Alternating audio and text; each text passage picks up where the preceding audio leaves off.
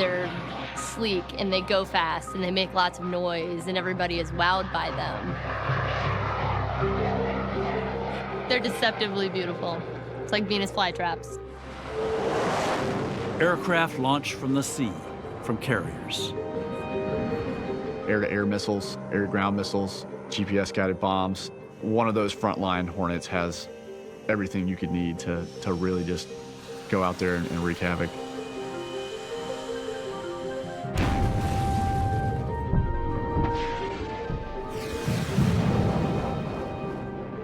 These aircraft have left their mark on America's history in ways that few of us know. They had no right to win, but they did, and in doing so, they changed the course of a war. I lost 22% of the guys in my squadron. 22%, you never forget that. This film follows young pilots today as they learn their craft and tells the sweeping history that they are heirs to. I watched every World War movie I could get my hands on as a little kid. The history was one of the things that really drew me to this life. These were people who were willing to literally bet their lives to go ahead and bring this technology and this new kind of warfare to the forefront. Back in the early 20th century, this is somewhat psychotic. You are a part of a lineage of people that have been witness to the biggest events of the 20th and now 21st century. You feel that every day you're a part of something bigger. But embedded in this lineage is also controversy. Again and again over its 100 years, this craft has been called into question as impractical, extravagant, obsolete. Now, today, a new round of doubts and reason to wonder if this generation of aviators just might be America's last. This is the story of a weapon that changed the face of war.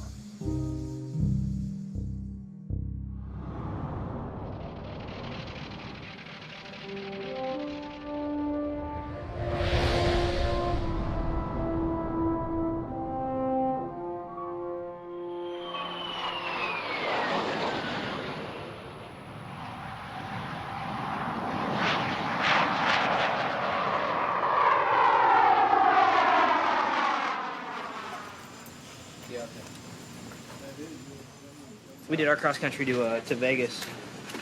She's a good instructor. I started racing dirt bikes, actually. I kind of want to be a professional dirt bike racer, and then quit the racing, went to college, and decided to come in the Marine Corps. And best decision ever made. Yeah. Should be pretty cool.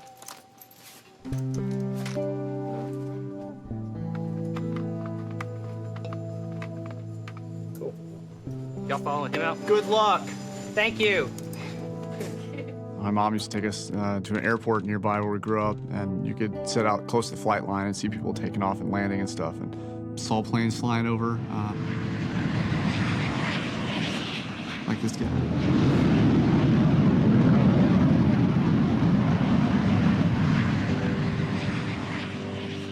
It kind of captivates a young mind, I think, and it definitely grabbed me early on. I tell a student, you know, hey, what am I going to teach you how to do here? I want you to learn how to taxi, take off, go out and do something, and you're going to come back and land. And you're going to do that on land, and you're going to do that on a ship.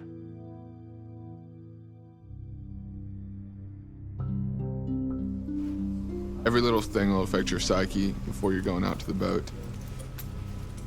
You're going over the entire flight 500 times in your head long before you even get there.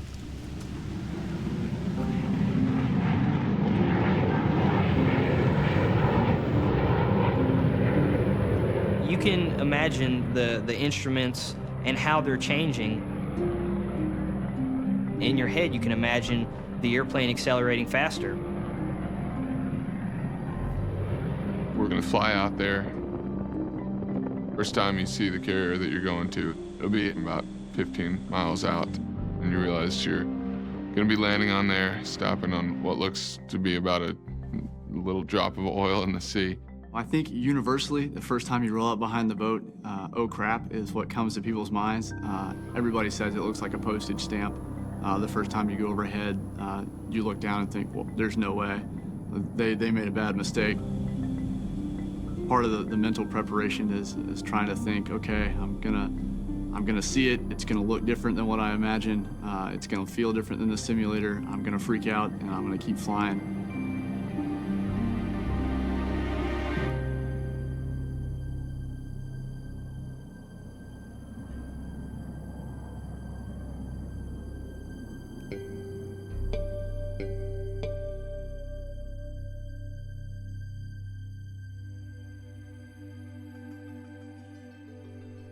In the early 20th century, Americans flocked to air meets to witness with their own eyes a man take to the sky.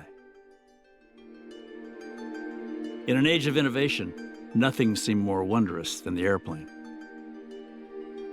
These air meets would draw people from all walks of life. It was real popular because here they have these aircraft flying, buzzing around. Well, oftentimes there were accidents which were almost as appealing as the flying itself.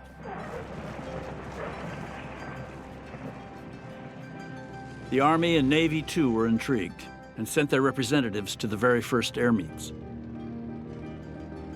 The Army instantly saw the potential of flight and began purchasing airplanes.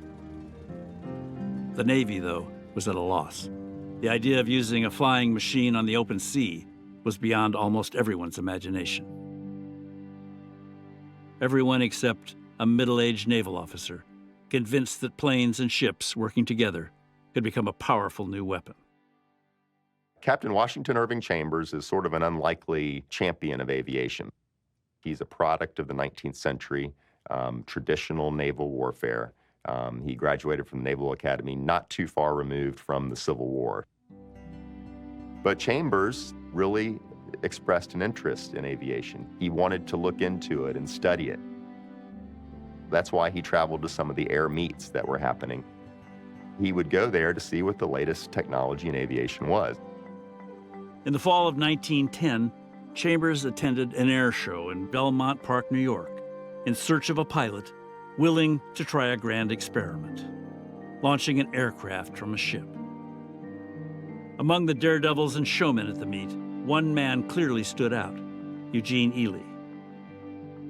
Most people think early aviation, they think of aviators in these, leather jackets and flowing scarves and everything. And Ely, he just doesn't look the part of the dashing aviator.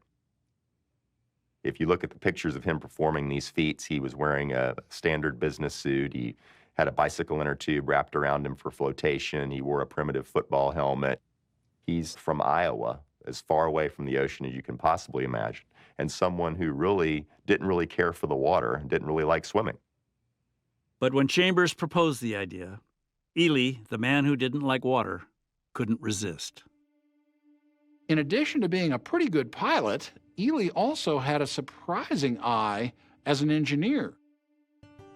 He gets the idea that he can build a wooden flight deck on a warship, like a cruiser or a battleship, and actually get it going fast enough that if he flies his airplane off the end of it, he can actually get it into the air and safely maneuver it.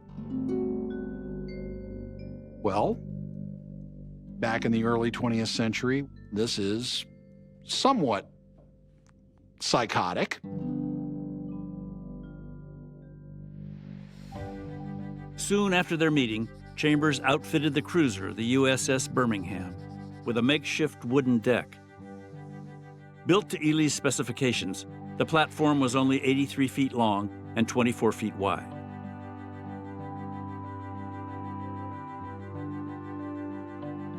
On the morning of November 14th, 1910, rain squalls filled the sky. Ely waited nervously.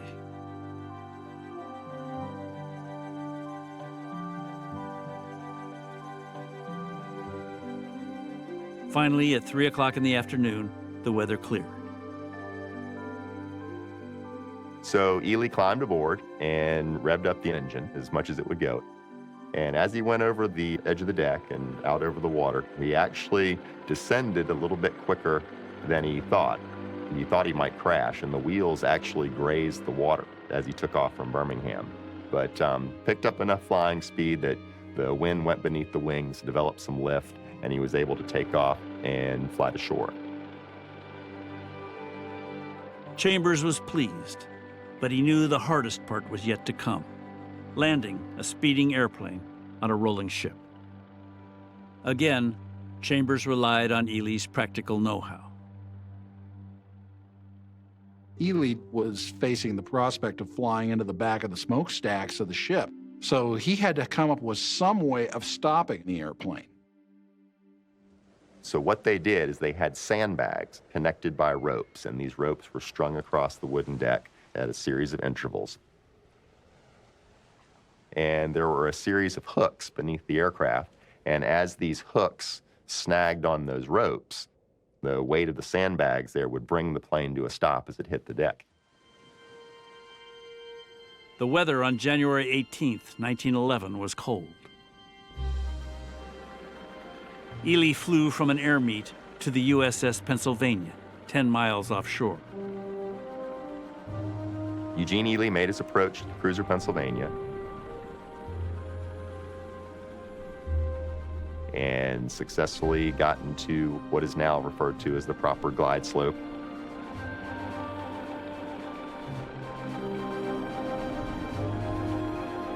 Hit the deck, and the ropes caught the hooks on the bottom of his aircraft and eventually brought the plane to a stop.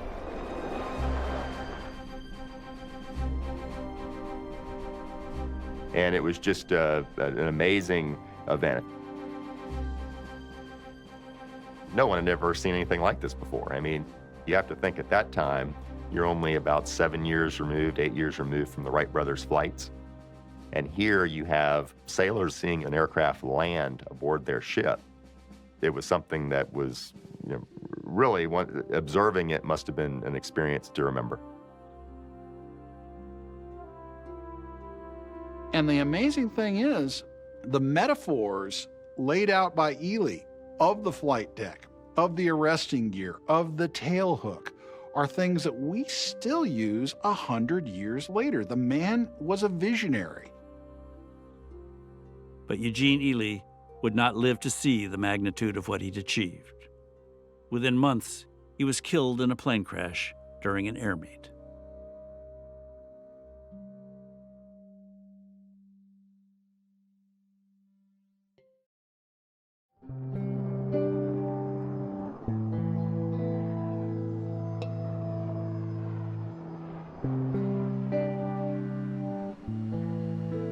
My father was an A6 intruder guy.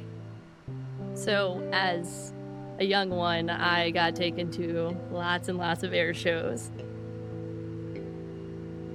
I'd climb up on my dad's shoulders. Any kid is gonna look up and think it's grand and amazing, and they want to do it.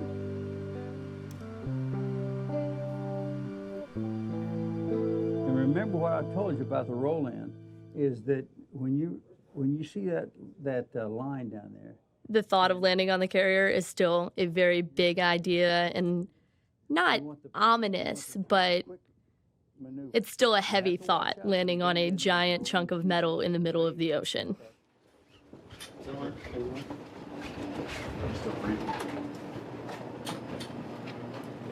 But yeah, second to last flight for head off to the boat on Monday.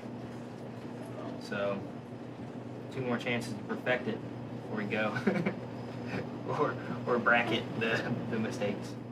When you're preparing to go to the carrier, all the students will grow a mustache. It's kind of maybe a little bit of a badge of courage around the squadron that you're far enough in the program that they're going to let you go to the boat.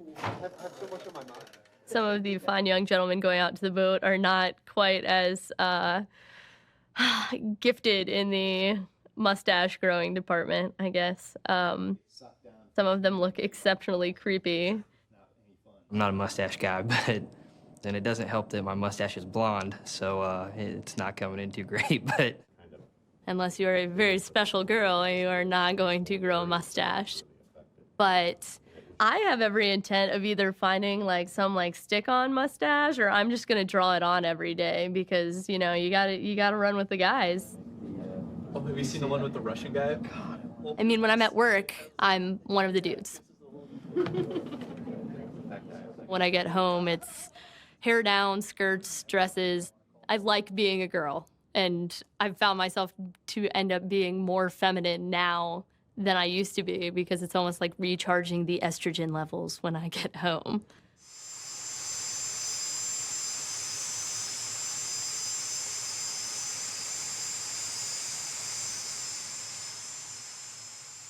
It's definitely a competition. Everybody wants to be the best. You know, it doesn't matter if there are Army guys here or Air Force guys here. It's the same thing. Everybody just wants to be the best.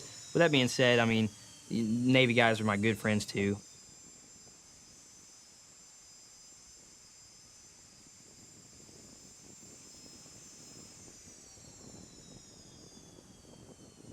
There's always a little bit of a rivalry between the Navy and the Marines. Jordan and I are pretty good friends. We've gone through all of flight school in Kingsville together. We classed up back 14 months ago and pretty much been flying together. Yeah, me and Rob, we started ground school day one in this building together and went through everything pretty much together. 107, that looks good. Probably a little. Anytime I was having issues, I would go talk to Rob, and Rob would get me straightened out. So And, we can keep working at Joker, but at Bingo, no kidding, it's time to knock it off and point toward home. We're creating a tactical jet naval aviator. Certainly most of the aviators coming through our program are likely to see combat, and yes, they'll be ready.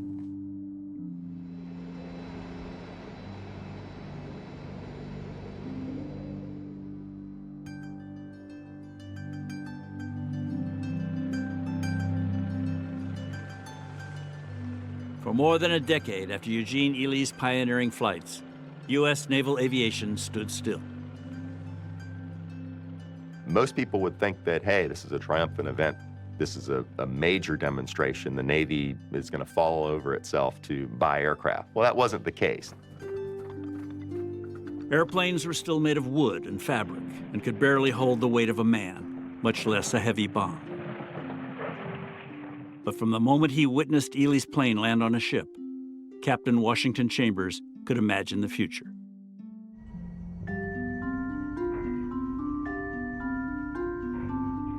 Chambers could look down the pipeline and see that there were tantalizing new technologies beginning to appear on the horizon. New materials like aluminum, new structures like monocoques, new fuels like high-octane gasoline. Planes were going to get faster, they were going to go farther, they could lift more. They were also going to be more deadly and more maneuverable.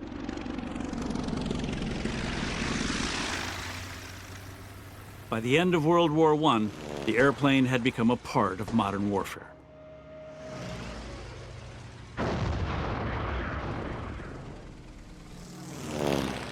The British were the leaders, but the Americans were anxious to catch up. So were the Japanese, who built the world's first aircraft carrier from the ground up. The Navy embraced seaplanes for reconnaissance. But the effort involved in lowering and retrieving the planes made them useless for much else. For Chambers, it was clear the Navy was falling behind. He continued to press. You have Chambers going and doing this incredible marketing job to a very conservative general board of the U.S. Navy, trying to sell a very new, very expensive technology, which, oh, by the way, required the building of some of the largest and most powerful warships in the world to prove that it was even viable. For the Navy brass, carrier aviation was a distant fantasy. Nothing could replace the king of their fleet, the battleship.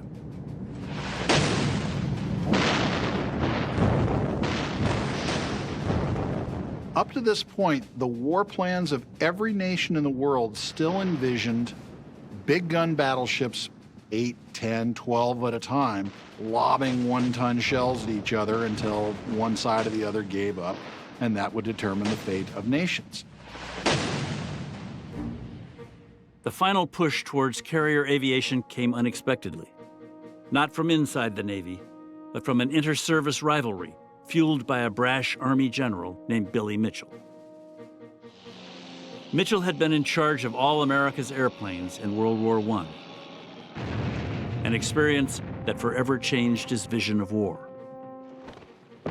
If you look at World War I, it was just a horrific experience. You had trench warfare, people killed by the thousands and hundreds of thousands. And you had people like General Billy Mitchell, who looked upon the airplane as a way that could change warfare and could get warfare out of the trenches. Mitchell's determination matched his arrogance. He wanted to consolidate all military air power under one service, an independent air force under his command. Mitchell set out to do something big, something never done before. If the whole world believed that airplanes could not kill ships, well, then he would prove them wrong. In July of 1921, he orchestrated a show for decision-makers in Congress.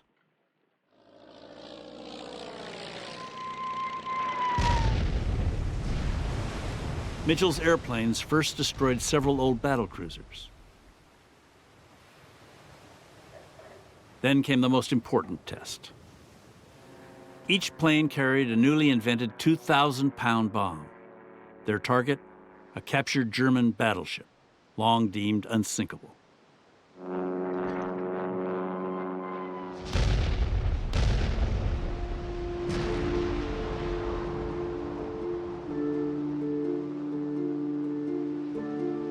This was a triumph for Billy Mitchell, and it achieved the exact opposite of what he wanted. It triggered in Navy leadership a decision to look at, hey, we have this air power advocate, General Billy Mitchell, and if we don't embrace aviation and look at aviation as an adjunct to the fleet, then we may have an independent Air Force on our hands and also may have a Navy that's greatly diminished.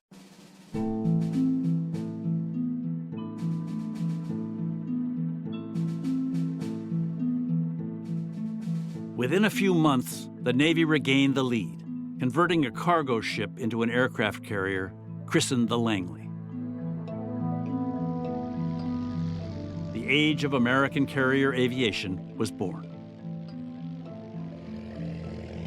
The Langley operated for 2 years in an experimental role, testing aircraft and training pilots.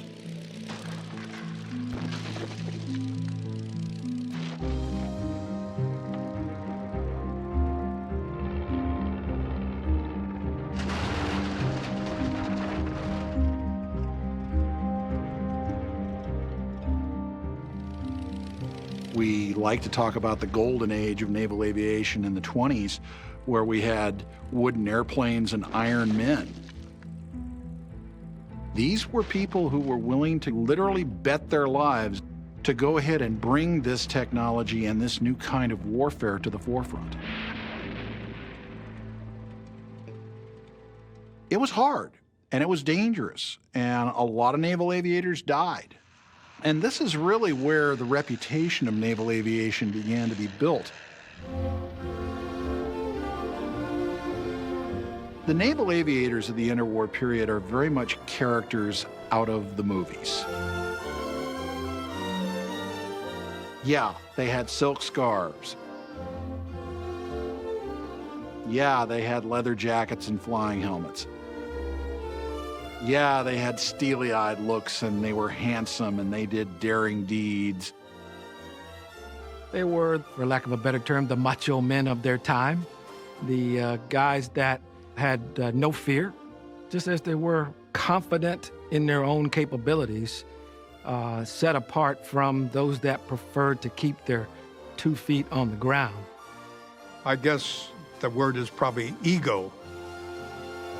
Probably ego. It was probably what got me into it. I want to be a big shot.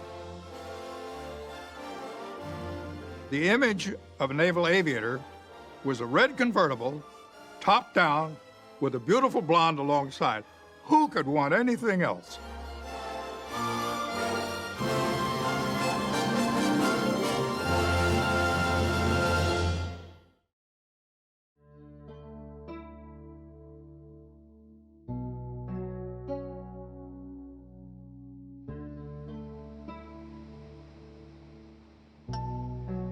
Every day you're operating in 3 dimensions.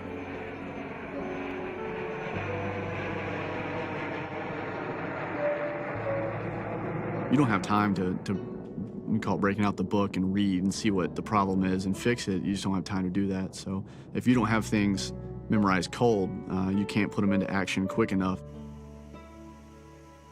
We make our own mistakes and tell the plane to do the wrong thing sometimes. If things go wrong, they can go really wrong.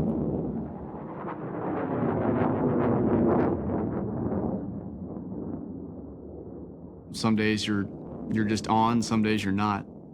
Hopefully we'll peak when we head to the boat and have a good day. We're practiced, we're well rested, we're ready to go, and we're at the top part of the game, close to being as good as we can be.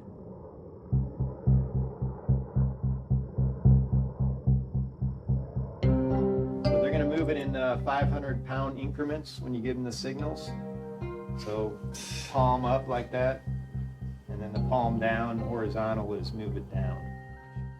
I'm having a feeling that I'm gonna look and be like, wow, I have to land in that little spot, and that boat's not as big as I thought it was gonna be. But trying to keep those out of the head right now and just focus on what we were taught to do. This will be a completely new experience for me and most all the other students. We have no fleet experience. It's gonna be loud, it's gonna be busy. I mean, they've been showing us all week of people killing themselves behind the boat, crashing left and right. It's all learning points you can take from, and remember, don't do that. I don't want to turn into a fireball. I'd like to land and come home at the end of this. The nerves crank up. It is completely foreign, and probably the most exciting thing we've done in our lives to this point, so.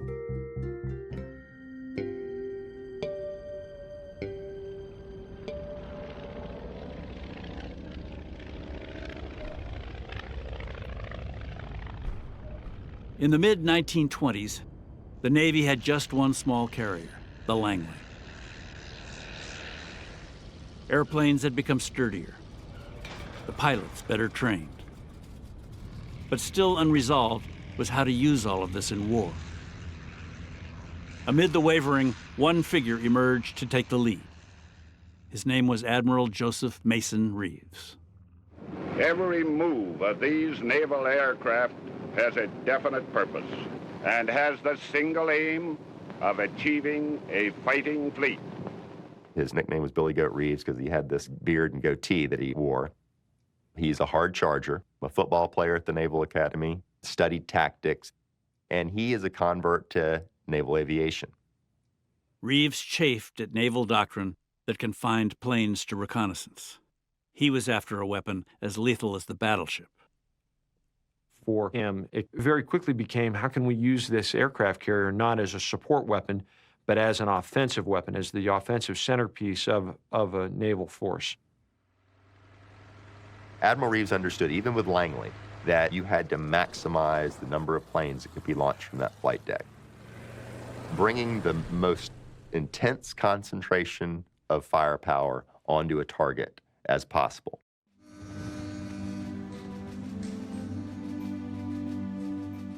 In 1928, Reeves got a platform that matched his ambitions.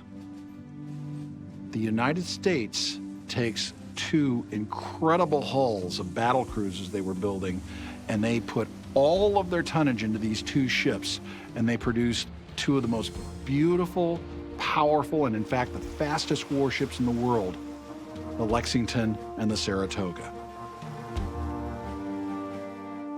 Reeves loaded the 2 carriers with nearly 100 planes each, and within a year, he overcame the seemingly impossible, launching and landing dozens of airplanes in rapid-fire succession.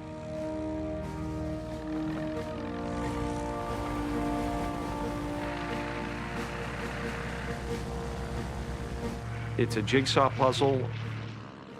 It's like baseball. It's a game of inches.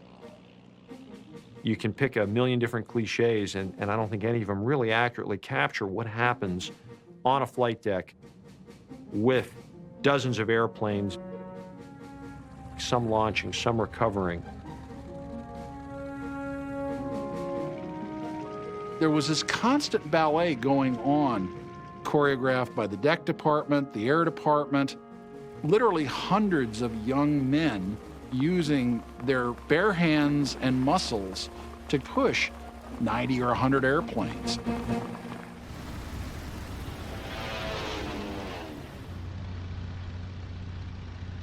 New and better planes were in the pipeline. The Curtiss SBC-4 Helldiver could carry a 1,000-pound bomb almost 600 miles. The next challenge, delivering the bombs with more precision. And for that, they invented dive bombing. Dive bombing is a technique that was developed by the Navy because it provided a very accurate way of bombing a pinpoint target. And ships are pinpoint targets. The planes come in at about 10,000 feet and then pushes over into a steep dive. And when I say steep, meaning going straight down. Inside of the cockpit, they often flew with their canopies open. As the airplane would push over, the visceral feeling of being lifted out of your seat and hanging from your straps, looking through a very simple reflectored gun sight. Meanwhile, this ship that you're aiming at, well, it's a moving target. It's snaking, it's circling, it's changing its speed. Then at about 2,800 to about 1,500 feet, which isn't very high at all, you would release the bomb.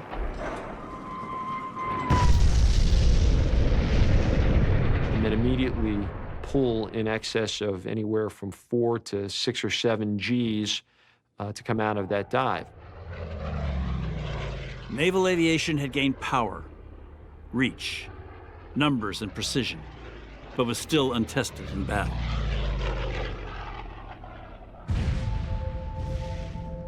Starting in 1929, the Navy began a series of war games called fleet problems that put Reeves's theories to the test.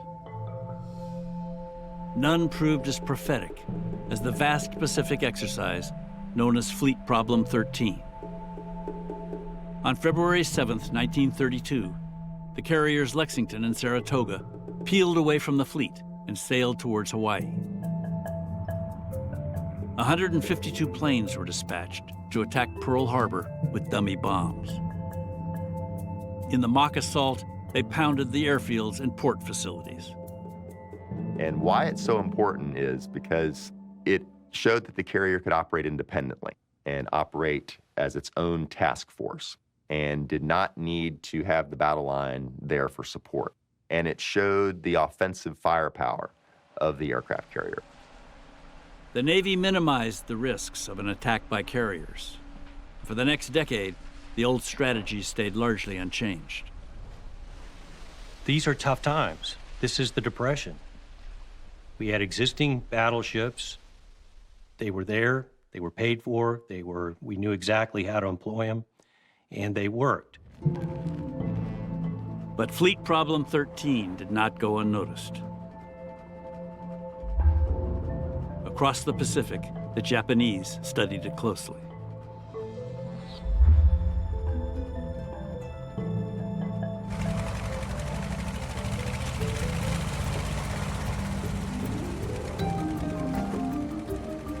Over the next decade, they would expand their fleet of large carriers to 6.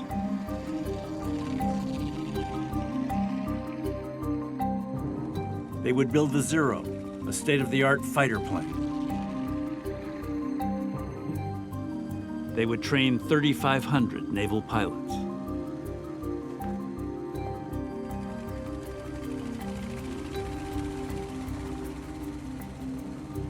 The carrier force that moved toward Pearl Harbor in December of 1941 was the largest and most powerful in the world.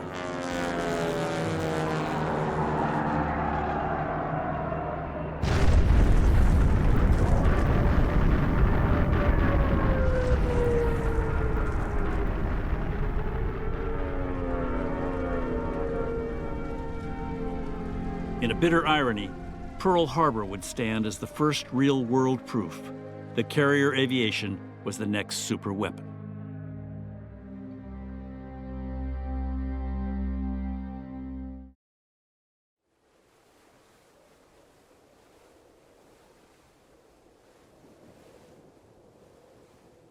When you walk out on the deck in the mornings, it's pretty impressive. It's quiet, it's peaceful, and you start to pre-flight.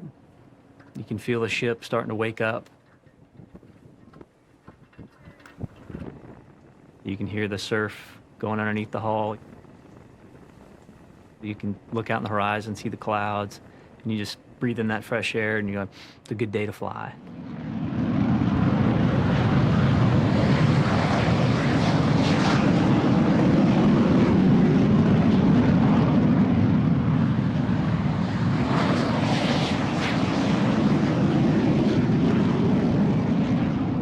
Flew out as a division, a flight of 4, and everybody that was qualifying was solo, and that's another appeal to what we do, is that you get to go out there alone. It's on you. Everybody says that your reputation, it doesn't matter how well you fly in the air, your reputation that everybody hears about is how well you land on the carrier. And the formation part of the flying was really shaky. I thought we should have looked better coming overhead the ship. Just some, and I think that was more nerves than anything, but the 3 students, we definitely, it was pretty ugly coming overhead. To see that piece of American territory out there in the middle of the ocean is awesome. The first time when you're coming over and you look down, you kind of get the chills. I don't know if they were nervous chills or just, but wow, it makes you very humble. When you get out to the boat, pretty much just spend 10 minutes giving yourself this like once-in-a-lifetime pep talk. And next thing you know, tower's calling you down to get set up for landing.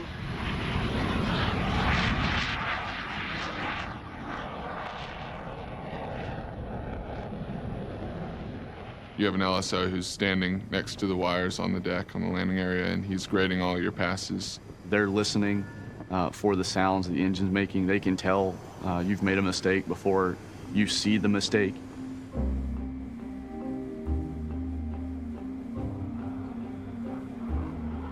Rolled out, the ball was a little high to begin with, and to keep it safe, bumped up the power a little bit.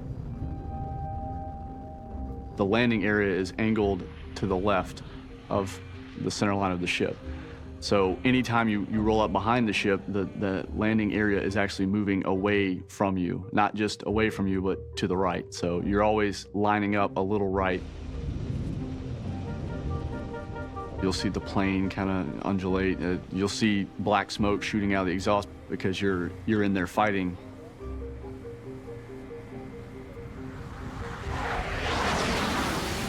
Saw the LSOs go by, and they were all staring straight up at me. Saw the wires go by, it's 30 feet over them. I knew mid-pass that I just bought that bolter big time, so power back up and take back off. A bolter is when they come around with their hook down and they land too long and they miss all the wires. And they have to go around and try it again.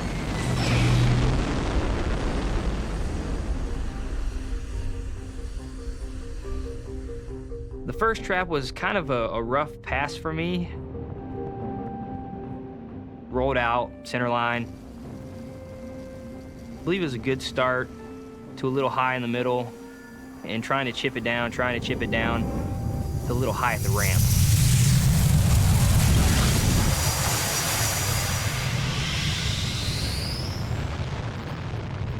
The first trap there's no way to really describe how it's going to be. It's this screeching noise.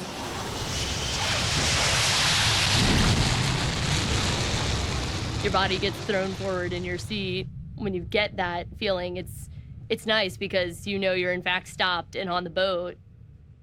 First attempt at stopping on the boat, made it. They taxi me over to get fuel, and you're still shaking, your foot's sitting there pulsing, and they taxi you up to the cat, shoot me off.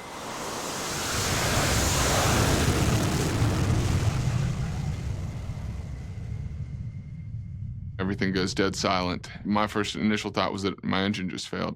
I had to realize that I was still climbing and my airspeed was increasing to realize that I'm safely airborne. Coming down a high start and trying to chip it down while remembering the first pass, which was my fly-through down for the one wire. Didn't want to do that. Kept too much power on it. And I forgot to put my hook down.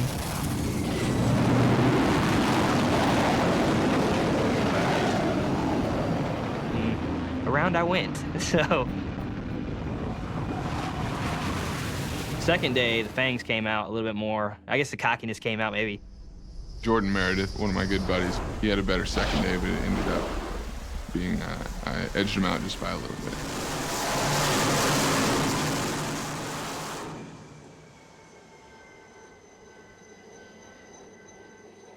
With Rob being in the Navy, me being in the Marine Corps, Rob's chances of going back to the boat are almost guaranteed. I mean, that's all the Navy jet pilots go to the boat, whereas Marine jet pilots don't necessarily go to the boat ever again. So we've pretty much been flying together. We've gone out to El Centro to do bombing together, and obviously we went to the carrier together. So it'll be tough. He's a Marine, which means that the odds are I probably won't see him again in my career. I was kind of depressed because the fact that Marines don't always get to go to the boat, and the fact that I may never go to the boat again, it's such a cool experience that you don't want it to end, and when it does, it's kind of rough.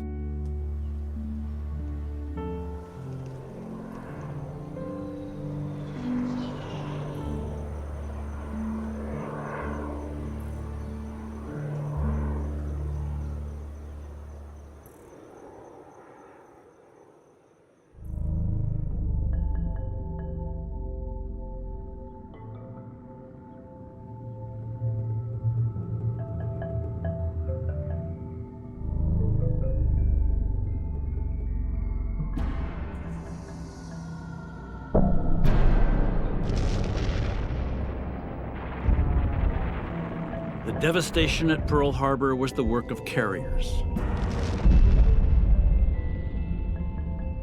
350 Japanese planes launched from hundreds of miles out at sea. In just 2 hours, they wiped out most of the battleships of the Pacific Fleet. It was a masterstroke. Japan had not been stopped, and there were some people in the United States who believed Japan couldn't be stopped. That eventually Japan would not only control all of China, the Philippines, the Dutch East Indies, but the northern coast of Australia, possibly even India. In the United States, the loss of the battleships upended every plan for how a war in the Pacific could be fought and won. By sheer luck, 3 aircraft carriers had been spared. They were out at sea during the attack.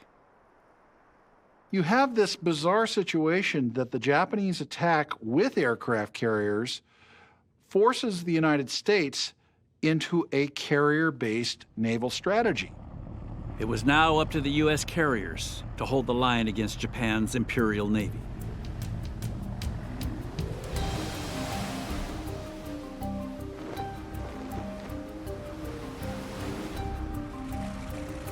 In June of 1942, the Japanese fleet moved toward a pair of small American-held islands in the Pacific.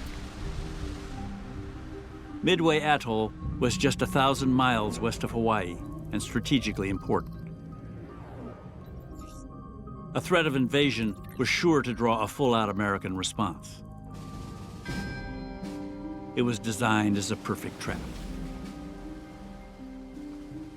The Americans sortie with about 50 ships.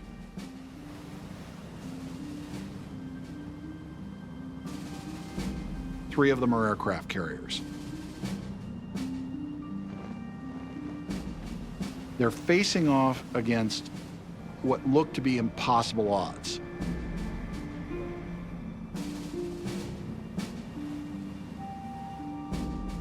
The enemy has vast numbers of ships, almost 200 ships. They've sortied the entire combined fleet.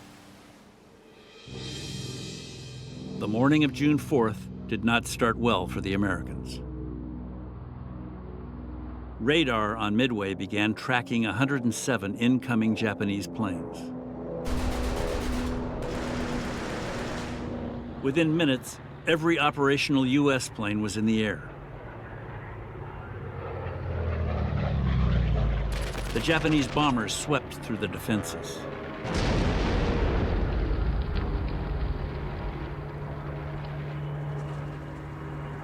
Out at sea, the U.S. carriers Enterprise, Hornet, and Yorktown launched their planes, hoping to hit the Japanese carriers before they could unleash a second strike.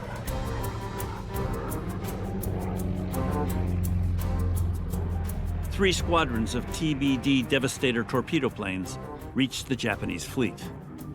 Flying at wave-top level, they were easy prey for anti-aircraft fire.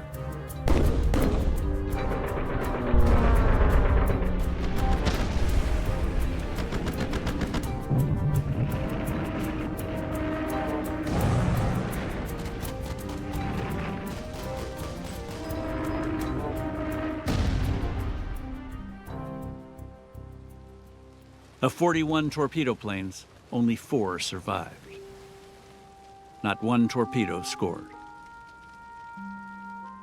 The early strikes that morning, both from Midway and from the American carriers, suffer crippling losses. The casualties were just insane.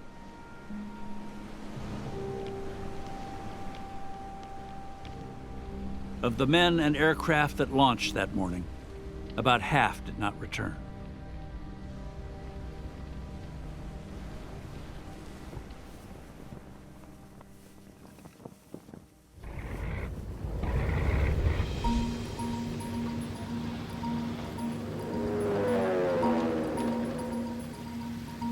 Meanwhile, 2 squadrons of SBD Dauntless dive bombers launched from the Enterprise in search of the Japanese carriers.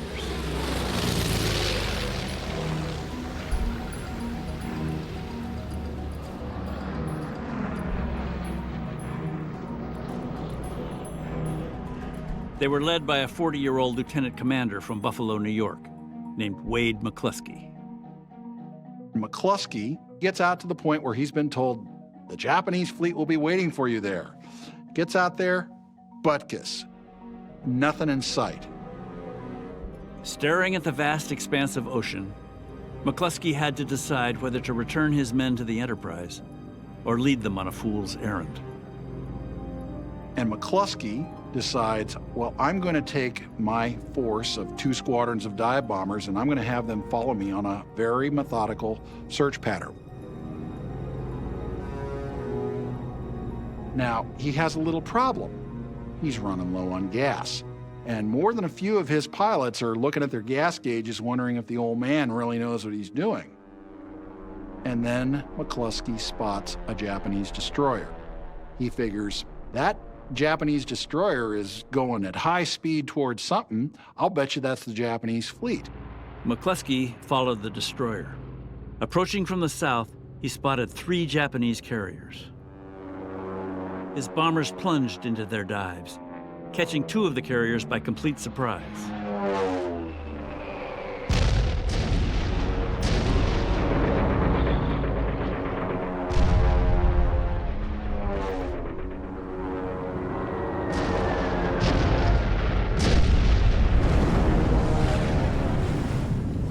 Minutes later, a 3rd U.S. squadron stumbled on the scene and attacked.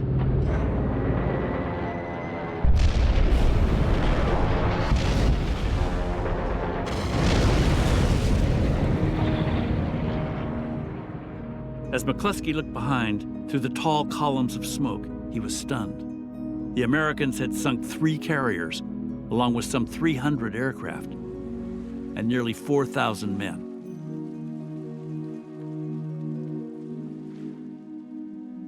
That man and that action took the Japanese Navy essentially out of the war at that moment.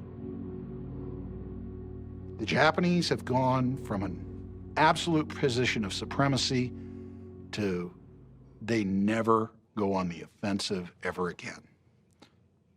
And it all came down to about 4 dozen dive bombers.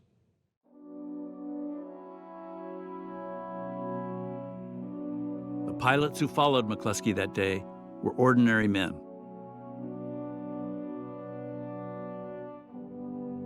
Many were newly enlisted. They had no right to win, but they did, and in doing so, they changed the course of a war. The Battle of Midway was the most decisive single naval battle in U.S. history.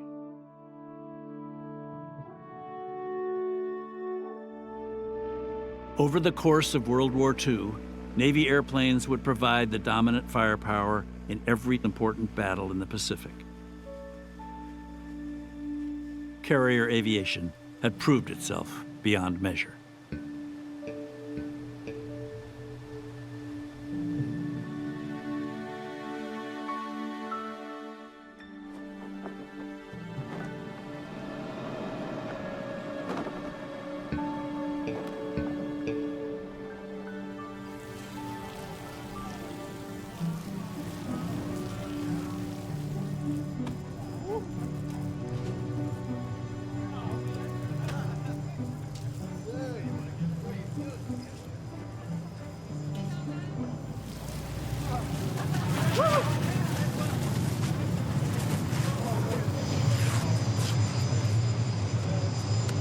Congratulations, real proud of you. Well done. Keep that.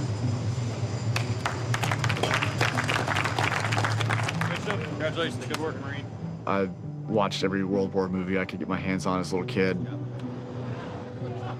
Attack on Pearl Harbor, Battle of Midway. The history has shown that even small carrier forces can bring a lot to bear. The way things are, one person can change history, basically. So it's a very large responsibility. What you got there? Nice set of wings. It's a nice finish to a lot of hard work. So yeah, it's definitely a good time.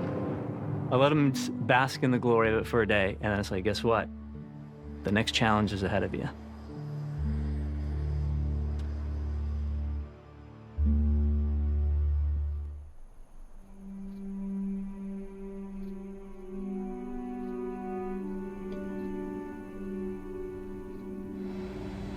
El Centro, California. Young naval pilots come here to learn how to drop bombs. The first couple flights that you do, it's almost like a head explosion because there's so much going on. You're learning a dive bombing pattern, which is what they would use in World War II and Korea. You roll 135 degrees inverted, roll out, and start screaming towards the target.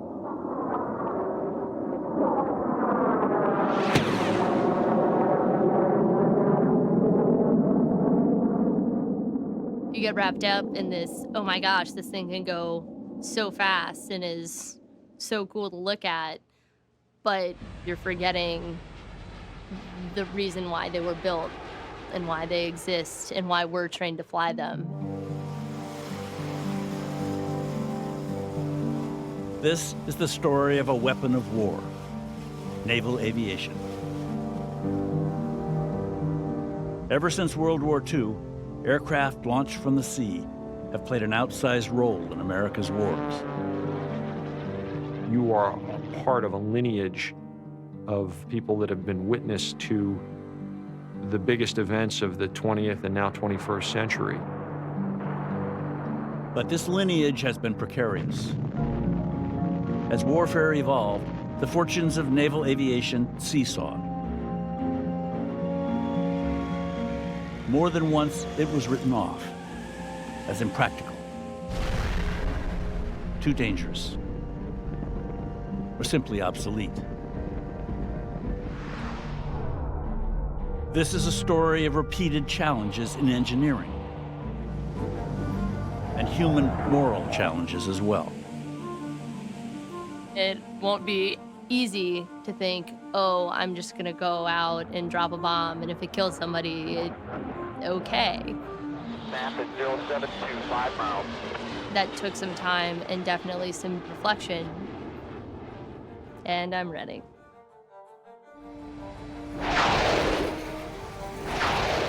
the human in the cockpit.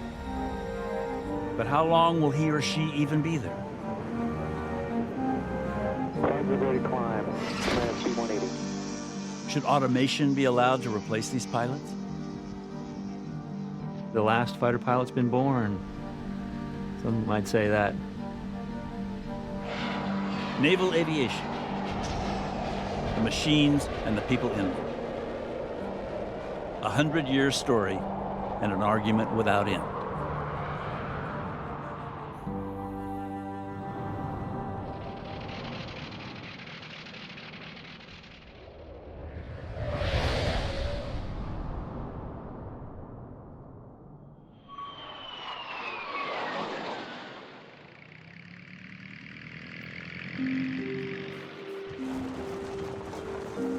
In the teens and 20s, only a handful of daredevils and visionaries could imagine that flimsy biplanes and makeshift wooden decks would one day change the nature of war.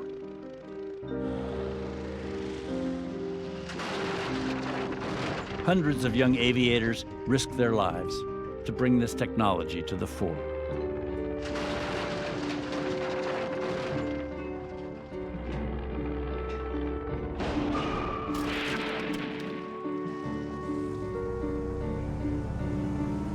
Within 20 years, they'd created a superweapon.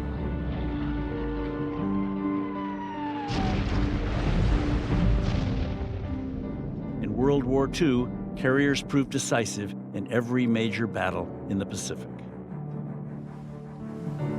Naval aviation ends World War II at the top of the warfare mountain. They've gone from nowhere to being the biggest and baddest weapon in the world, or so they think.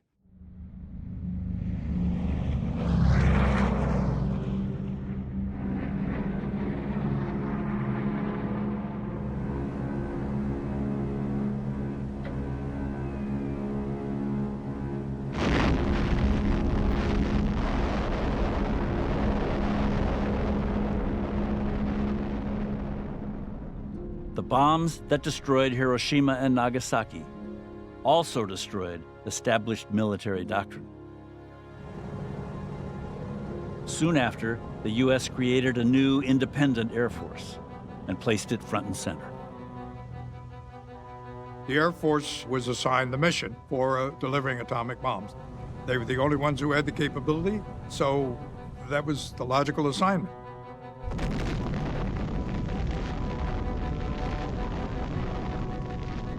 The Navy could see that if wars of the future were going to be atomic and we, the Navy, didn't have a capability, we were going to be extinct.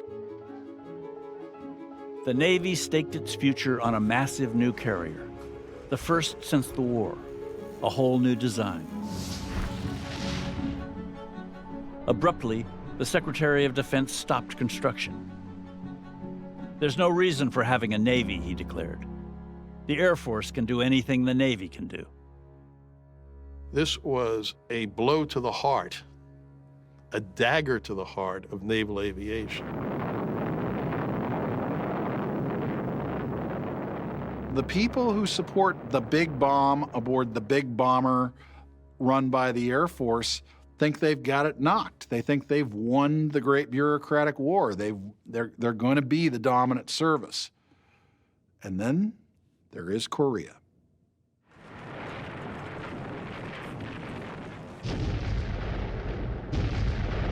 On June 25th, 1950, communist North Korea invaded the Republic of Korea to the south.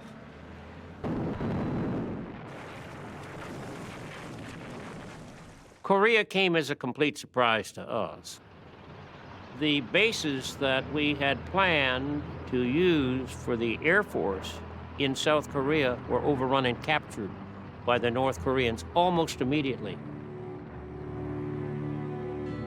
Just a sliver of land remained in South Korea's control. The U.S. military stared at its options. Now its nearest air bases were hundreds of miles away. And nuclear weapons, what use were they? If North Korea's ally, the Soviet Union, also had the bomb. The situation in Korea is so critical that we in the Navy must give the 8th Army to maximum practical support. I direct that the commander of the 7th Fleet, the commander of Carrier Division 15, be directed to provide the maximum possible air gunfire support. Make it move. In a striking reversal, the military brass dusted off 4 of its World War II carriers and rushed them to the Korean Peninsula. The carrier was back. The Navy starts building 1 supercarrier per year. Forrestal, Saratoga, Independence, Ranger, Kitty Hawk, Constellation. For the next decade, we add 8 more supercarriers to the fleet.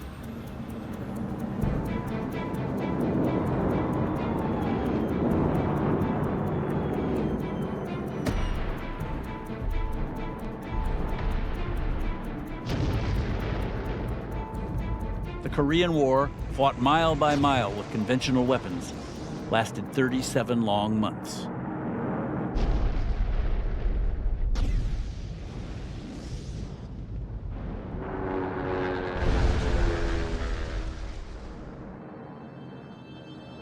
The Navy and Marine Corps lost over 500 planes. I lost 22% of the guys in my squadron when I went to Korea. 22%. You never forget that. You come back from a tour, you've been the commanding officer. There's the single mother. The only thing she had in her life was her son. He was 23 years of age. He was entrusted to you. You were to get him ready, take him over there, bring him home.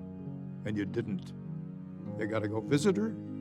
You got to sit on a park bench. You got to let her hold your hand. You just got to sit there and go through it.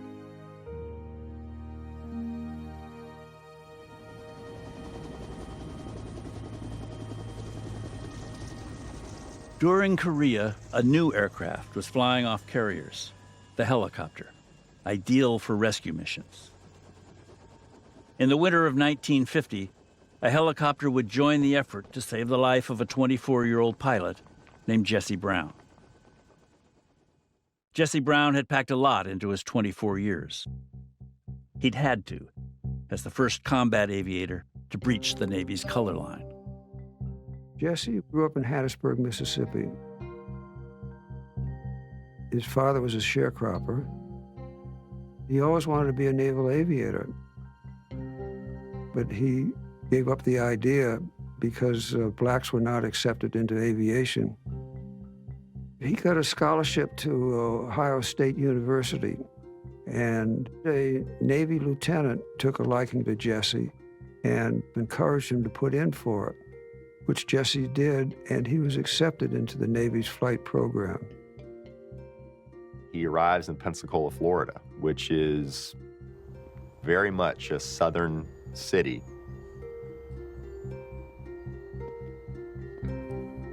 The entire Navy establishment, from the officers' club to standing in line for a meal, he was alone. There was no one like him. Yet when he's in the airplane, he generates a certain amount of freedom, only to have to land again and face the social inequalities that existed as part of America. In 1948, Jesse earned his wings and joined a squadron on the USS Leyte. On the carrier, the atmosphere seemed different. There's a sense of acceptance amongst aviators who share a common goal and a common capability. It was in the tight quarters of the carrier that Jesse Brown got to know fellow aviator Thomas Hudner. Jesse was a very friendly person. They joked that he, by far, got more mail than anybody else on the ship, which was probably true. And he was just a person we all admired and loved. On December 4th, 1950, Hudner and Brown were assigned a reconnaissance mission. By all appearances, routine. It was cold. We had 6 aircraft in our flight. going up for armed reconnaissance. One of the pilots in the flight saw that there was some vapor coming out of Jesse's airplane, and shortly after that, Jesse called out that he was losing oil pressure. He couldn't stay airborne and was going to have to make a crash landing.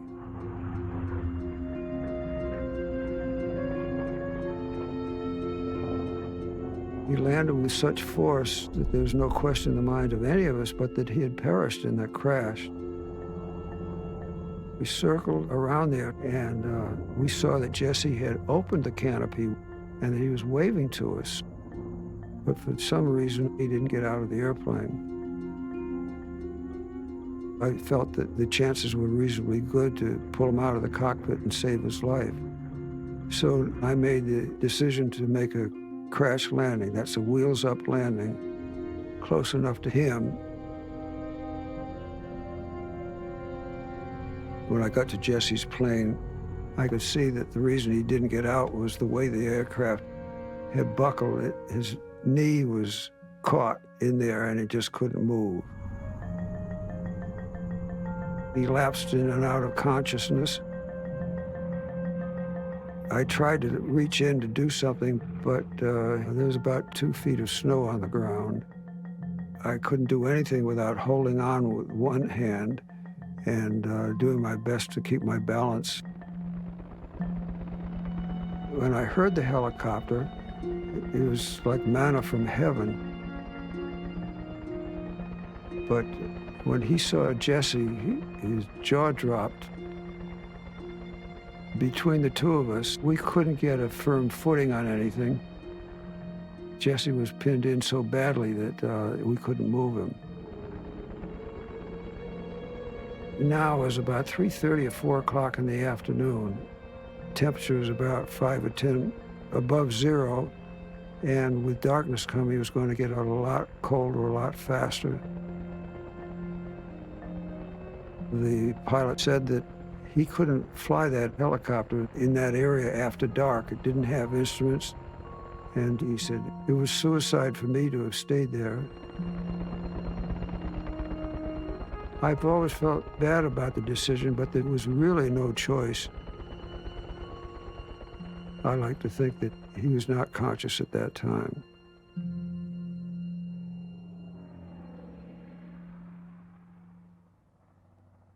When we left Jesse, it was a farewell, really, an unspoken farewell.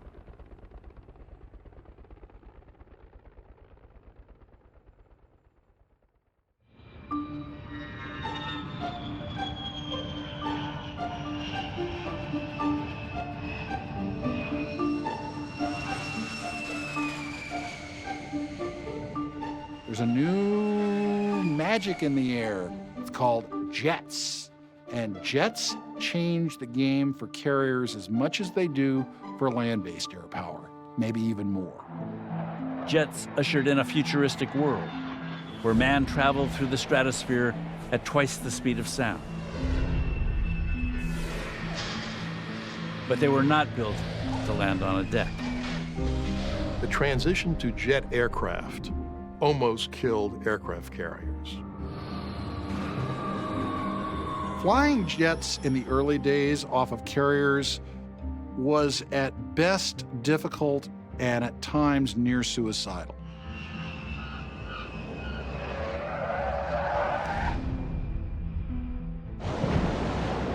The brunt of the transition would be borne by the pilots. It was hairy. We didn't have a lot of experience. I took command of a jet fighter squadron. I had 1 hour of jet time, 1 hour in a jet aircraft when I took command of a squadron that was going to deploy. I had people reporting to me who had never been in one of those airplanes. They gave me a handbook and said, when you're ready, come down and I'll give you a plane. So I read the book, I got in the plane, I started it, and the guy gave me an up check and I took off. I was a jet pilot. The Navy was slow to recognize the new problems posed by jets. When a propeller plane comes aboard a carrier, the pilot takes away the power, the engine stops turning, so the plane settles on the deck. A jet comes in, and it takes something like 35 seconds for the spindle to unwind. We were going faster. There was no radar. There was not enough room on the carrier. So he hits the deck and he bounces and he goes over the barricade. Float over the barriers, land on this pack of aircraft. I've seen 7 or 8 aircraft on fire. In September of 1951, on the USS Essex, a Banshee twin-jet fighter missed its marks and drove into a pack of planes on the forward flight deck.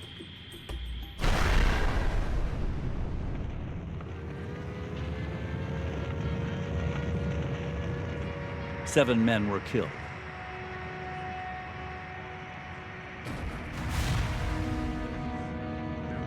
Naval aviation during these early days of jets was actually worse in some ways than it was during the golden age of wooden airplanes and iron men in the 20s and 30s.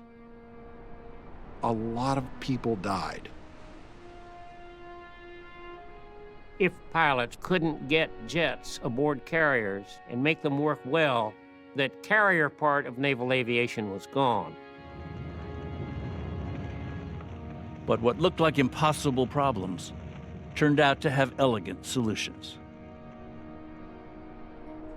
We see 3 great things come along which make jets practical on aircraft carriers.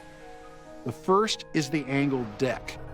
The landing section of the deck is slightly canted. All of a sudden, you're not crashing into a deck load of airplanes in front of you. You get another chance. Another thing that they got, the first automated landing system. This is a stabilized system that would provide them an optical landing cue of when they were in the right flight path to come in on that angled deck. And then finally, the British came up with a steam catapult.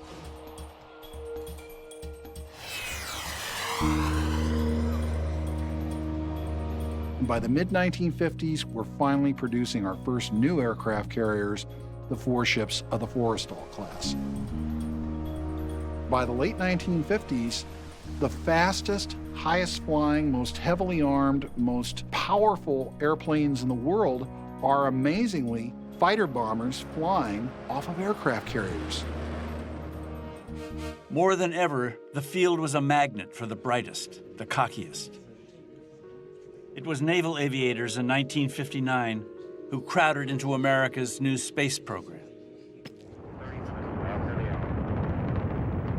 Liftoff, and the great white rocket with its human cargo. Astronauts Alan Shepard, John Glenn, Scott Carpenter, Wally Schirra, later Neil Armstrong. They had all learned their craft as test pilots, developing the fighting capacity of jets. In the midst of the Cold War, these planes and their pilots were emblems of American swagger. Crisp, modern, and increasingly lethal. We were struggling with the problem of trying to get a nuclear weapons capability. Then we developed the capability with jets. We could take an aircraft that we'd specially designed, put that 2,000-pound package under it, launch it off the carrier, and that weapon had the explosive yield of 1 million tons of explosive. 1 million tons. The very nature of carrier aviation, its mobility, would make it for years the most feared element in the nuclear standoff. The important thing was it impressed the Soviets. I don't think we appreciate yet the concern that the Soviets had about those aircraft carriers. The Soviets knew precisely where our nuclear bombers were based. They knew precisely where all of our nuclear weapons in Europe were located. They knew where our intercontinental missiles in the United States were located. But they didn't know where the carrier was. They could be any place. They could be in the Indian Ocean, they could be in the North Atlantic, they could be in the Mediterranean, North Pacific, South Pacific, China Sea, wherever. And the Soviets couldn't keep track of them all. And so that became a threat to them. On the open sea, the Cold War played itself out as a string of cat and mouse games. Deadly serious, but with a touch of the absurd. The Soviets would play a game with you. They would come out and intercept the carrier to test the defenses. We, the pilots, used to like to go up and fly up next to the Bear airplane. And they had these big cockpits, and we're in the little cockpit. So I got up next to this guy, and he looked at me, and I looked at him, and we're probably 100 feet away, maybe, something like that. And the guy gave me the finger, like that. And I gave him the finger back, and then I gave him 2 fingers, and then he gave me 2 fingers. And the next thing, we were kind of smiling at each other, and the next thing I knew, the guy, and it was a long ways away, but I could see he held up a Playboy, and there was a centerfold in there. So while the missions were dangerous, on a certain level, on a certain basic human level, sometimes I think, well, we're all kind of the same.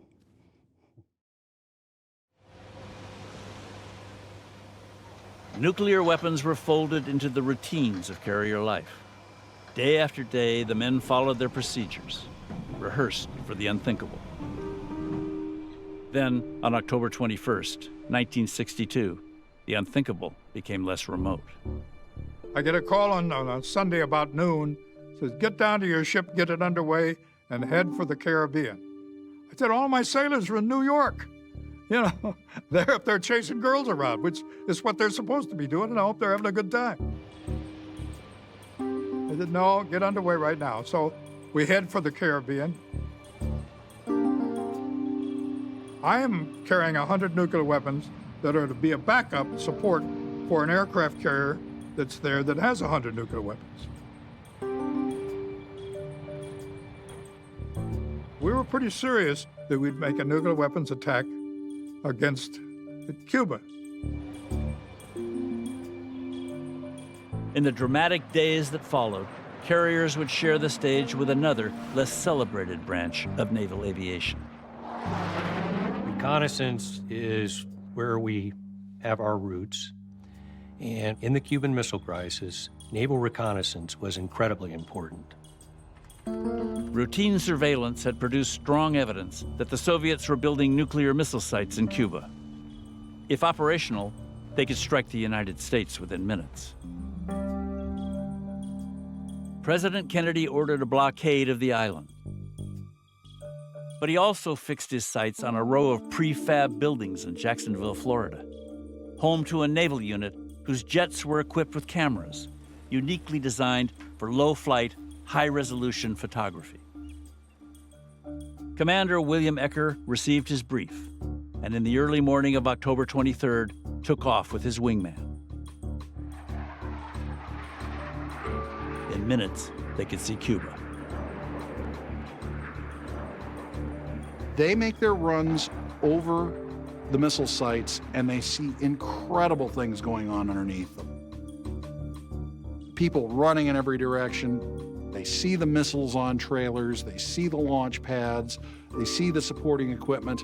You name it, they get pictures of it. As Ecker landed back at the base, the crew was waiting to rush the film to the lab.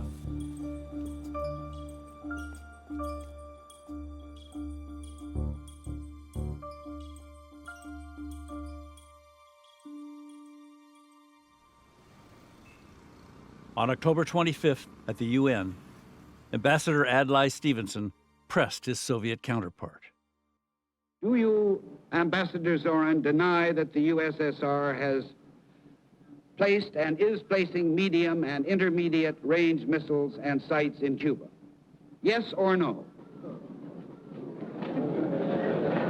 You will have your answer in due course.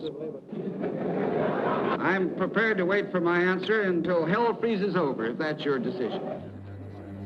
The Soviet ambassador to the UN denied that they were placing ballistic missiles in Cuba.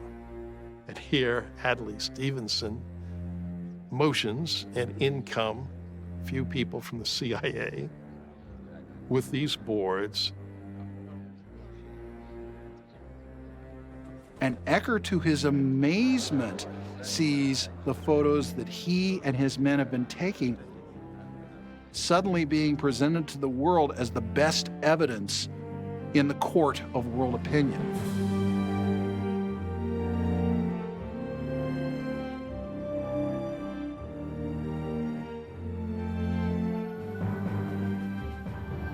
Just 3 days after the showdown at the UN, the Soviets agreed to remove the missiles from Cuba.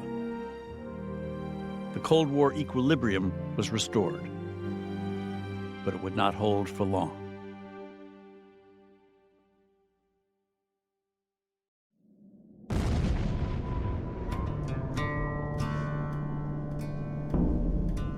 A lot of bombs were dropped on targets that had already been destroyed many times over.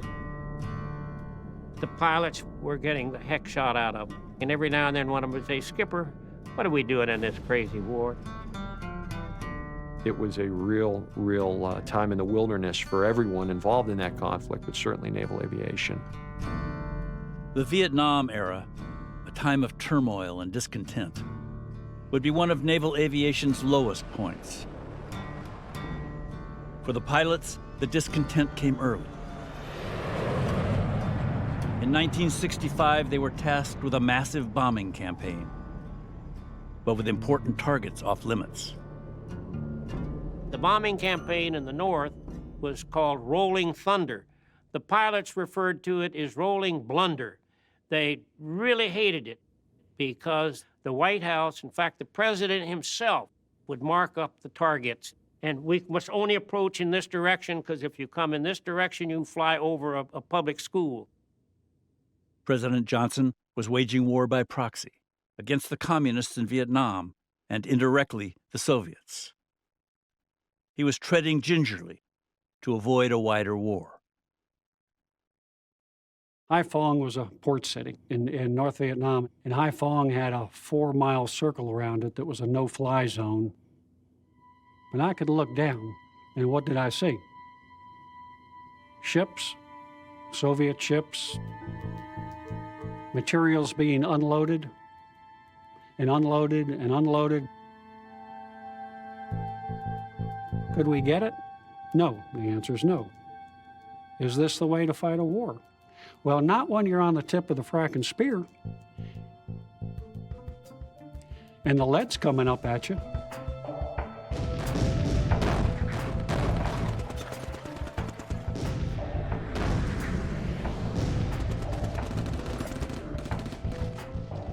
Are you going to survive or are you not going to survive? Are you going to survive or is that guy down there shooting at you going to survive? And it's black and white. There's no gray. There's no lawyers. There's no politicians. None of that bullshit. It's he dies or you die. And so you make your decision. And to me, that's war. It's nasty business. It's brutal business.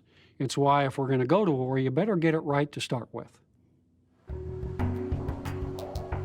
To make matters worse, the tools of war were still crude. It could take dozens of bombs to hit one target.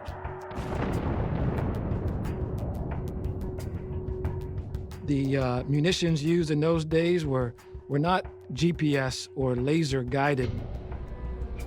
You're dropping iron bombs at that time.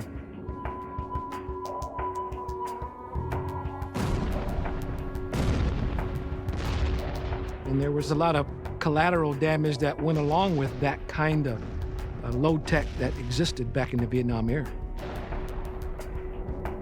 The U.S. would rain down more tonnage on the small nation of Vietnam than it had dropped in all of World War II.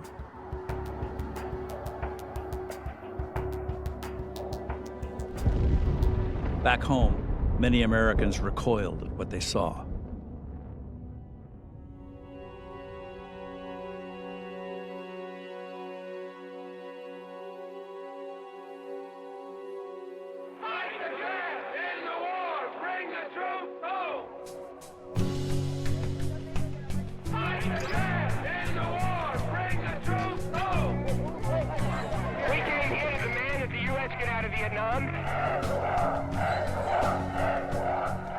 By the early 70s, anger about the war had merged with other deep-seated resentments.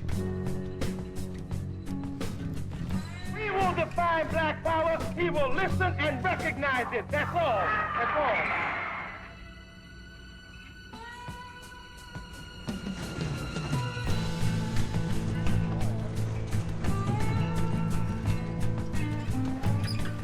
When the USS Kitty Hawk set sail for Vietnam in February of 1972, it carried on board all of America's racial divides. Naval aircraft carriers are a microcosm of America. There's a class society that exists on the ship. The captain is the king and the ruler, and the officer corps are the directors of things that go on. The enlisted men are that working class individuals, and that's where most of our African Americans existed. You would just end up being a mess cook for a while, or you clean compartments for a while. If you try to get out of mess cooking for over 90 days, or try to quit cleaning toilets, you might have had a long struggle.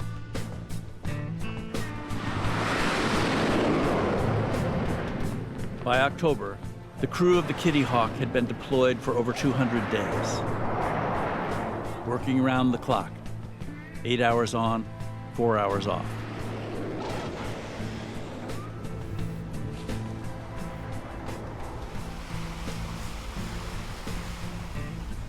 On October 11th, the workload was lighter. More time for stories to spread about the brawls that had broken out between blacks and whites during a recent shore leave.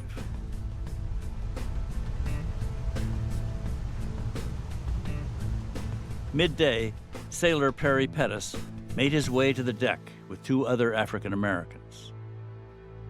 As we 3 were walking across the flight deck, a couple of Marines approached us and said, "You blacks," quote, "you blacks can't walk in over 2s." We're thinking, yeah, right. Kept on walking. Made the comment again. Police. I'm gonna have 2 Marines tell me I can't walk with 2 other friends?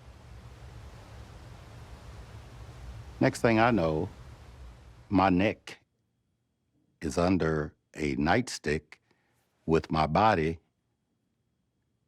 up on an A6 aircraft with a nightstick under me. What the heck? When Captain Marlon Townsend learned of the incident, he quickly overruled the Marines and apologized. But it was too late. All hell broke loose.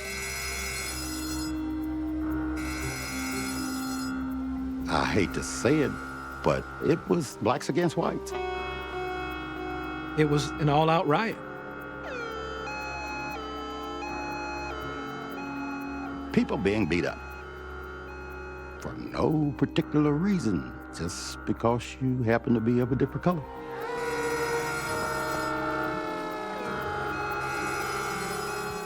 That was an ugly night. That was an ugly night.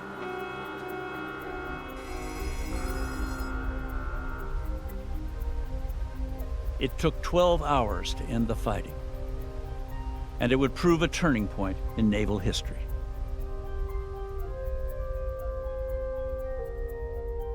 It shook the entire guts of the entire Navy. I don't think the Navy had a choice. It was long past overdue to make some changes in equality, equal treatment, equal rights, equal access. After Vietnam, the number of blacks in the Navy, both enlisted men and officers, rose steadily. And more change was coming. If there are women who want to go to sea and to serve their country in that capacity, then we can find a way to make it possible for them to do so. Rosemary Mariner was one of the first women to enter Navy pilot training, and years later, to land a jet on a carrier deck. There were some who were adamantly opposed to this, including the head of Naval Air Training. He made it very clear to us that this was not his idea, and others were very supportive.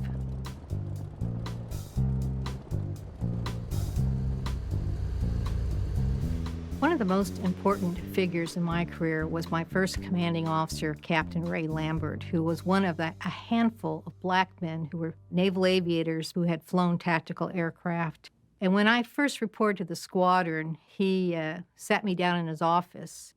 He says, "Rosemary, you're always going to have a tough time because you're short." He was a big man. And he said, "I used my size to help me establish myself in naval aviation. You're going to have to figure some other way."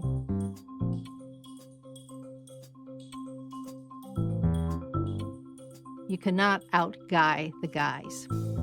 So most women develop their own style. I happen to have attended Catholic girls' schools, and I adopted the Mother Superior style, keeping a straight face most of the time and trying to not overreact. Mariner was 40 and a senior officer by the time the law that barred women from combat was repealed in 1993.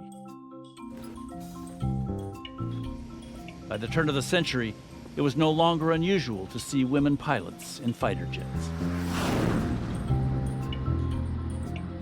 Even though in my day we had these overt restrictions on us, I often thought that black men were having a more difficult time than women were. It was still rare to see a black man get it all the way to the top. Naval aviation is the hardest circle to break into. The majority of African Americans have been in patrol plane or helicopter aviation. And so when you go down to the jet training bases, you see very few African Americans. But we need to fix that.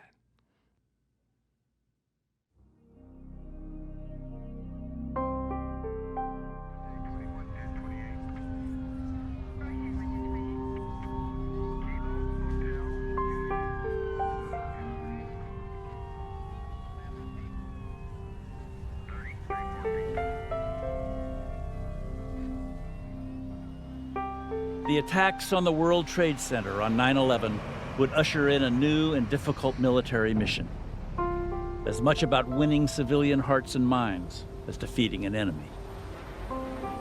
And that mission would be aided by a common tool, GPS, global positioning, which was transforming the craft of naval aviation and the expectations riding on its pilots. After the 9/11 attacks, carriers rushed to the Persian Gulf and have remained a constant presence since. Eric Doyle has flown many missions in Iraq and Afghanistan. I wanted to be a pilot since I knew what flying was.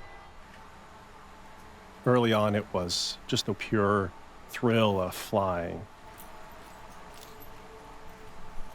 And it wasn't until flying the F-18 in training that those realities of actually going to war, dropping bombs on an enemy, started to become a reality. Doyle flew one of the first missions in the Iraq invasion of 2003.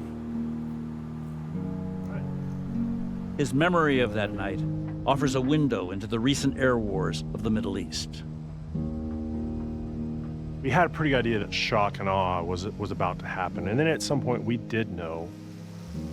We were contemplating how many aircraft we thought we would lose, or if we'd lose any, how many would it be folks from our squadron? And it could be me. You take your person out of it. You take yourself and you use aircraft and pilot. You don't say me, Eric, or you, Stan.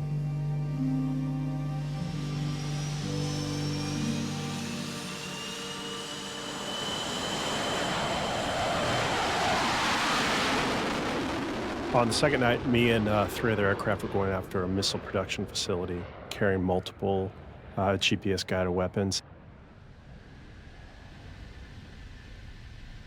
So we're pushing into Iraq. We have our target that's, a number of miles out in front of us, and we're seeing all this fire coming our way.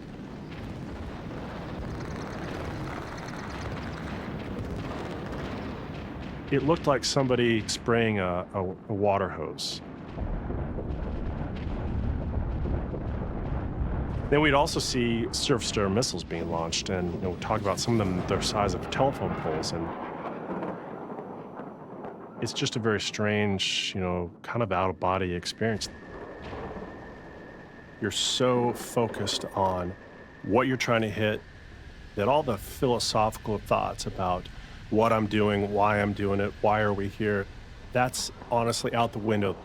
You do everything in your power to absolutely have pretty darn close to 100% certainty that bomb is going where it needs to go, or that piece of ordnance. And that's where I think we stay, emotionally involved.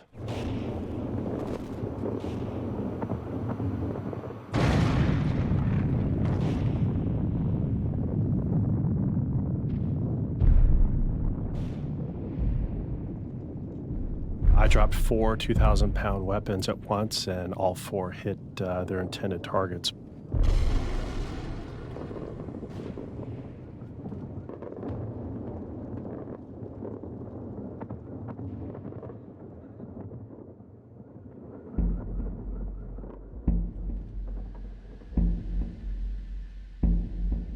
And now the reality that I've been airborne for 5 hours, I need to find my way back to an aircraft carrier and land on it. Now that whole threat starts to seep back into your brain. When you're flying in an airplane at night over the water, it's black, just to the point there are no visual references out there. It's like flying inside a basketball. It's 100% trust, not only to find the ship, but which way is up and which way is down, because it's all unknown. My heart rate was probably as high as it was when I was in country.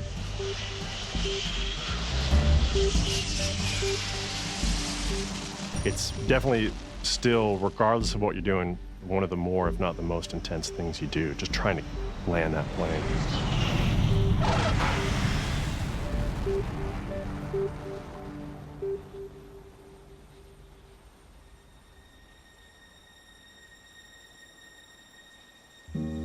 And it isn't until after you land back aboard the ship does the adrenaline slowly drain out of your system, and that's when you really start to look back on what happened, and I think you go through, every emotion you can imagine.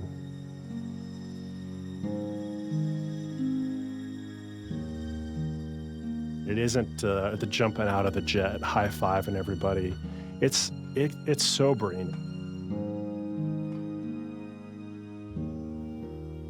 You're the one hitting that button to, send a 2,000-pound bomb into the air. It's a sobering experience, and it should be.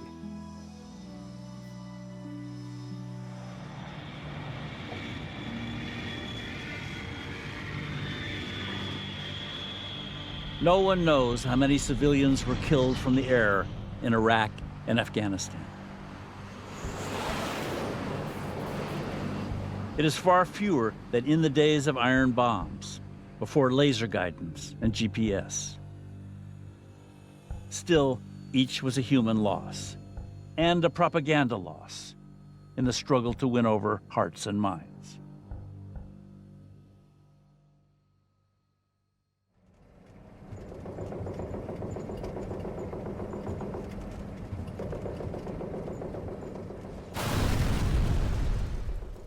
2011 marks the 10th year of war in the Middle East, fought village to village, house by house. Once the conflicts shifted to the ground, carrier jets had to get used to a support role, much of it routine. You may fly your 6 to 9 hour mission and never really communicate with the soldier level guys. You may never drop a weapon. You may never do anything at all that is really a tangible act in support of them. I'm not going to lie to you. It's a drudgery.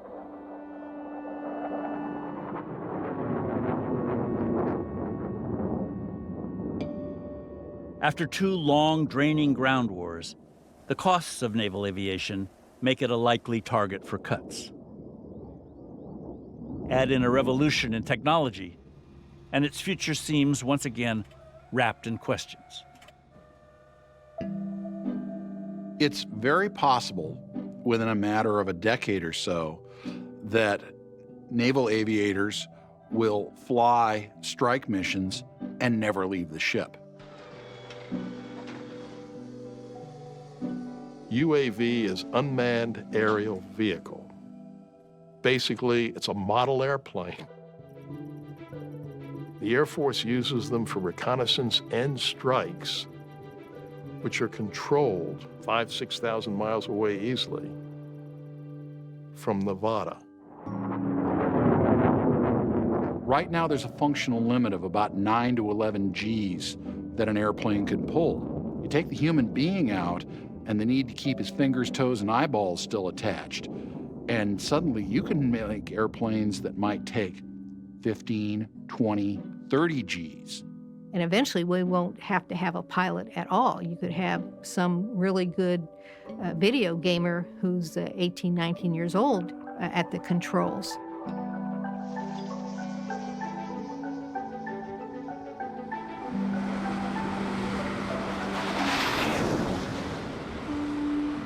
My recent experience in Afghanistan, there's unmanned UAVs out there flying around with us in the same area. And it always kind of seemed like something that'll eventually be there. It's something from the movies. Stingray 01, you're clear, 18 Alpha. Yeah, I got that.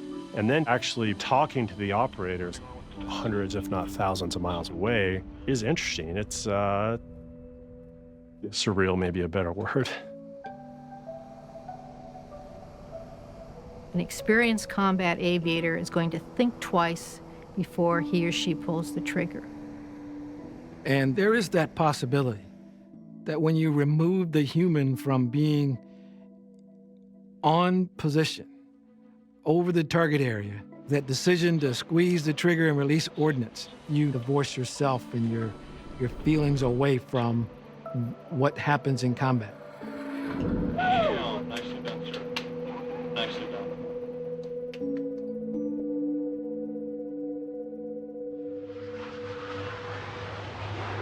Kingsville, Texas, the Naval Training Center where a new generation of pilots is being prepared for combat. They seem prepared also for the revolution coming their way. You can't hide the fact that unmanned aerial vehicles are definitely the future. The capabilities, the ability for them to stay, aloft for hours and hours. They have better eyes than we do. They have longer legs. They don't have a bladder. If you take the emotion out of it, they're going to make, as a military, us a lot stronger. I think we're close. I think it's we've got the coolest plans we can make, and after this, it's going to be the robots and nobody else. There's a sense that they're making the last cowboys here kind of feeling, and maybe we'll get to tell our grandkids that we went ripping around the sky back in the day in fighters, and that was a lot of fun. I think it's a great chapter in American history, but manned flight might be coming towards its end.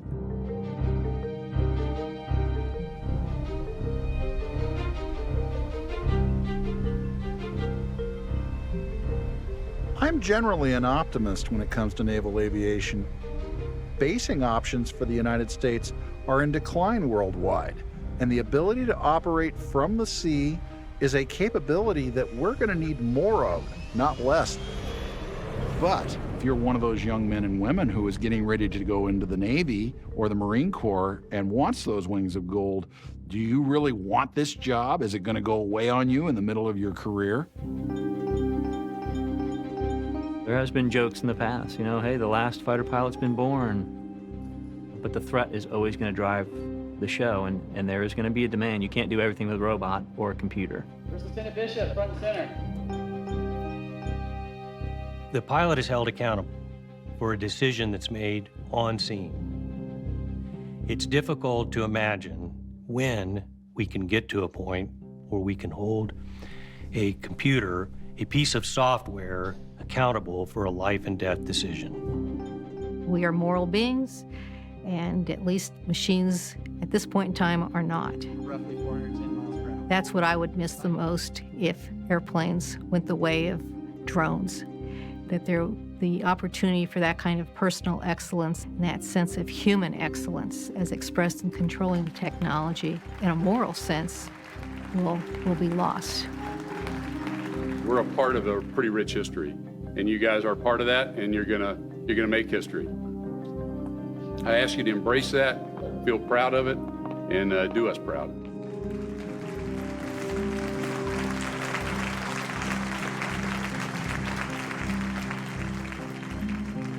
It's 100 years since a foolhardy pilot set out to land a plane mid-ocean on an improvised wooden deck. The pilots with the gold wings inherit a history that's turbulent. Excellent. 1, 2, and 3. And if the years ahead are the same, that can hardly come as a surprise.